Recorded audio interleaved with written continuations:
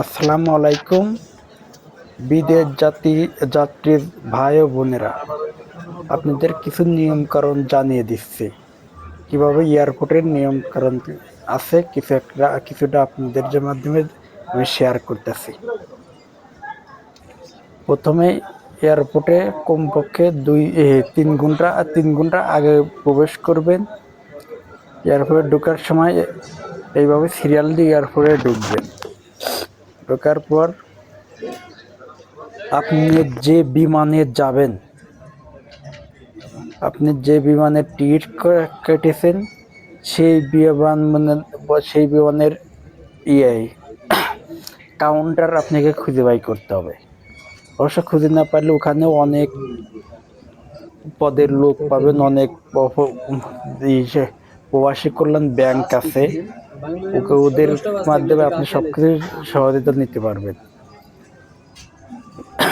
নেওয়ার পর আপনি সেই যে বিমানের টিকিট কাটছেন সেই বিমানের কাউন্টারে যাবেন। ওখান থেকে আপনাকে বোর্ডিং পাস দেবে, যেটা আপনার হ্যান্ডব্যাগ সেটা হাতে রাখবেন, আর যেটা লাকেজে আপনাকে ওখানে ওরা একটা স্টিকার মারে দিবে, আর ওই লাকেজের স্টিকার আপনি বোর্ডিং পাসের পিছনে লাগিয়ে দিবে। নিয়ে তারপরে চলে আসবেন এসিতে।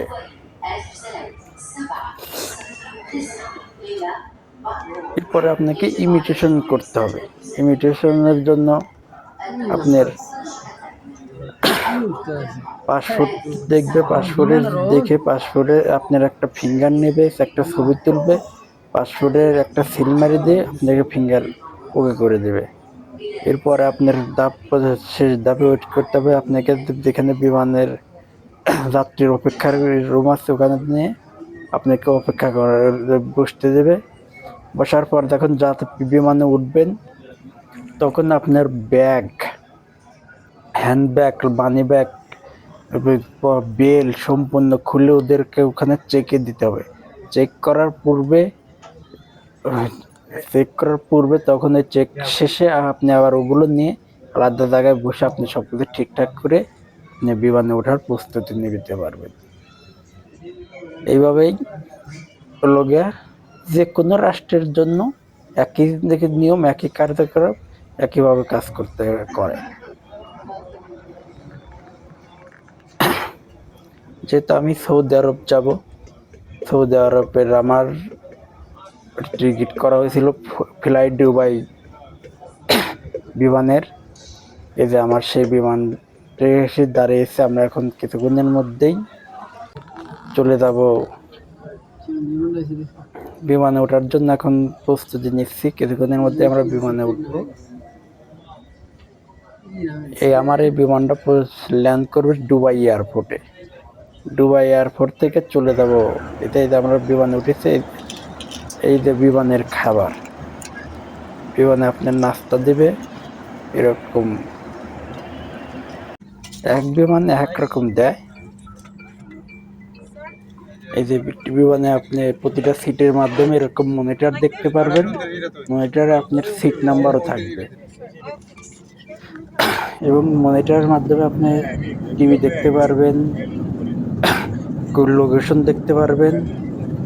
এই যে আমি এখন জানলা দিয়ে দেখতেছি আমাদের বিমানটা এখন চলতেছে আকাশের উপর দিয়ে, নিচে কিন্তু আকাশ। আর এই যে বিমানটা কত দূরে যাচ্ছে, কত গতিতে যাচ্ছে এখানে দেখাচ্ছে মনিটরে। এই যে বিমানটা কোন দিক দিয়ে যাচ্ছে সেটা ওখানে লোকেশনে দেখাচ্ছে।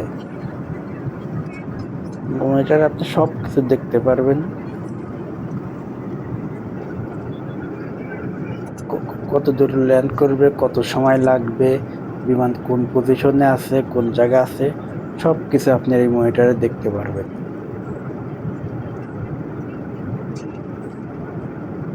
সম্পূর্ণ কিছু এই মনিটরে দেখা যায় এবং এখানে ছবি দেখতে পারবেন, মুভি দেখতে পারবেন, নাটক দেখতে পারবেন।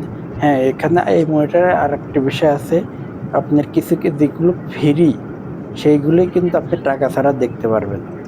আর যেগুলো মুভি হোক, গান হোক, যেগুলো ফ্রি না সেগুলো কিন্তু আপনাকে মাস্টার কার্ড এবং ভিসা কার্ডের বিল দিয়ে আপনাকে সেগুলো দেখতে হবে, তাছাড়া কিন্তু দেখতে পারবেন না। এই যে আমাদের বিমানের দেখেন, এই যে কিছুক্ষণের মধ্যেই যে আমাদের বিমানটা ল্যান্ড করবে।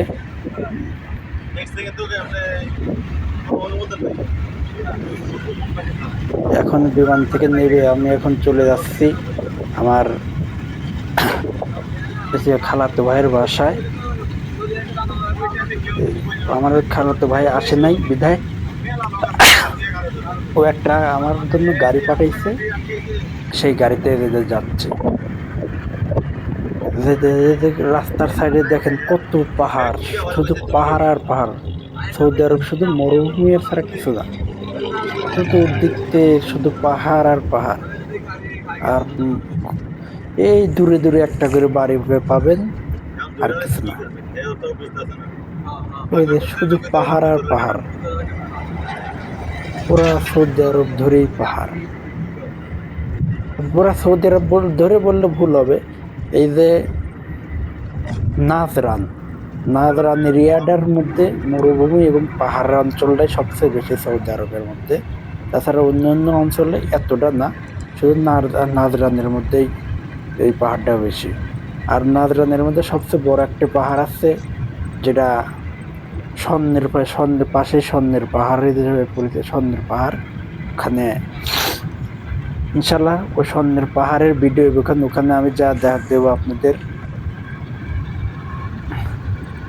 নেক্সট টাইমে। আমি ওই স্বর্ণের পাহাড়ের ভিডিওটা আপনাদের মাঝে শেয়ার করব। আমি আজকে সৌদি আরবে আসার জন্য যে ভিডিওটা শেয়ার করলাম সেটা।